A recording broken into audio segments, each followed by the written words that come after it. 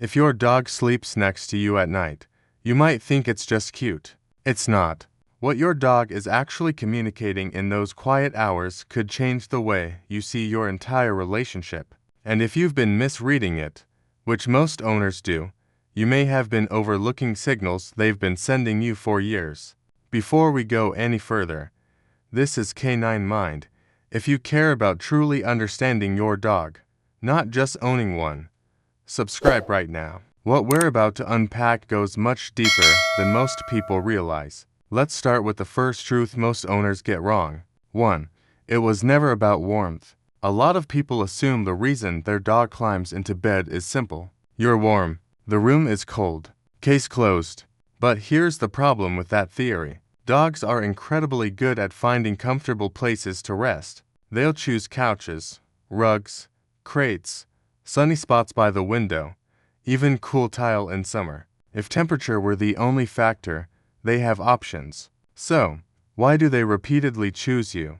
Because sleep is when a dog is at their most vulnerable. In the wild, resting meant risk. A sleeping animal is exposed, unaware, defenseless, and yet, your dog walks past every other soft surface in the house and settles beside a human many times their size. That isn't about heat. That's trust. Modern research on canine attachment has shown that dogs form bonds with their owners that closely resemble the attachment pattern seen between infants and caregivers. When your dog sleeps next to you, they are saying something without words. That is not small. And here's something most people ignore. If your dog suddenly stops sleeping near you after doing it consistently, don't dismiss it. We'll come back to that at the end because the reason matters more than you think. 2. They're merging their scent with yours. Have you noticed your dog circling, pawing, or pressing against you before settling down? That's not random movement. Dogs experience the world primarily through smell. Their scent glands, especially around their paws and skin, leave subtle chemical traces wherever they rest. When your dog chooses to sleep pressed against you, they're not just getting comfortable, they're blending scents. In the animal world, shared scent equals shared belonging. In packs, members recognize one another through a communal odor profile. When your dog repeatedly sleeps against you, they are reinforcing a shared identity. You and I belong to the same unit. This is also why your dog may sniff you intensely when you come home from somewhere new. You smell different, foreign, disrupted.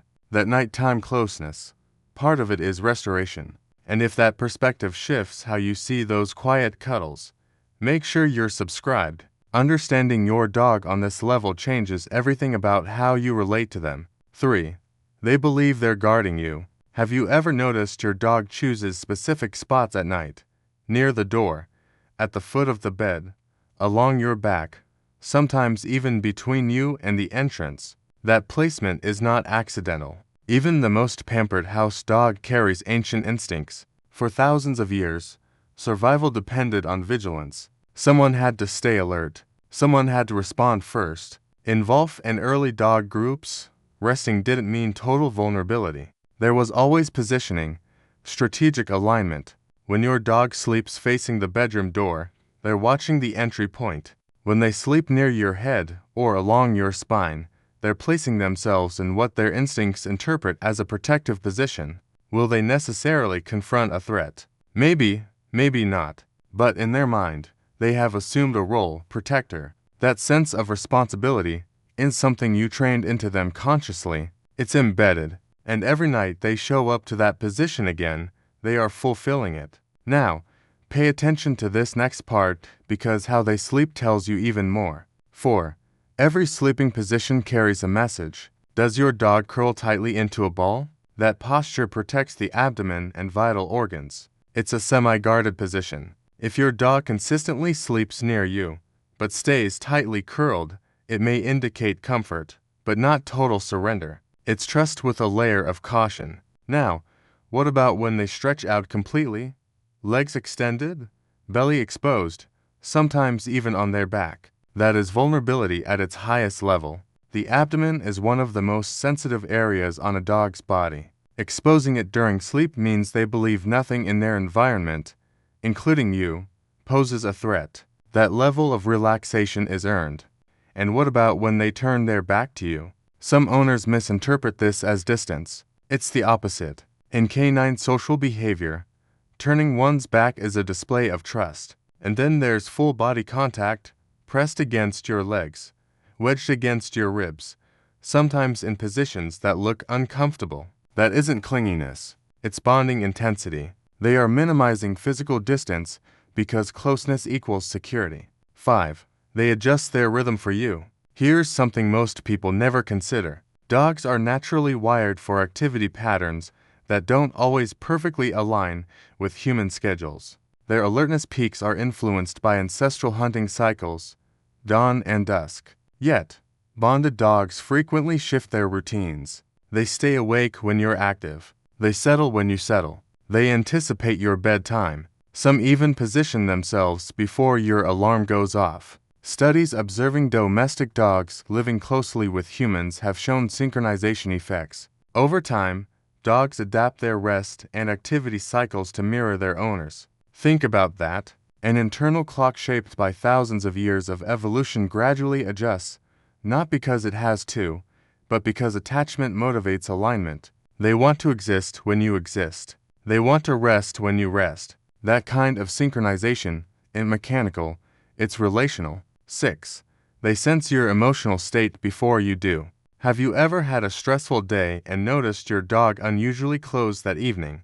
That's not coincidence. Dogs are exceptionally sensitive to changes in human physiology. When you're stressed, your breathing shifts, your posture changes, your tone tightens, your scent alters due to hormonal fluctuations like cortisol. Your dog detects these signals long before you articulate them. Research has shown that dogs can differentiate between emotional tones and human voices and even respond differently to stress-related scents. When they sleep beside you, they're in direct contact with your breathing rhythm, your heart rate, your micro-movements. Night after night, they learn your baseline. So, when something changes, anxiety, illness, grief, they notice the deviation. That's why some dogs become more physically attached when their owner is sick or emotionally distressed.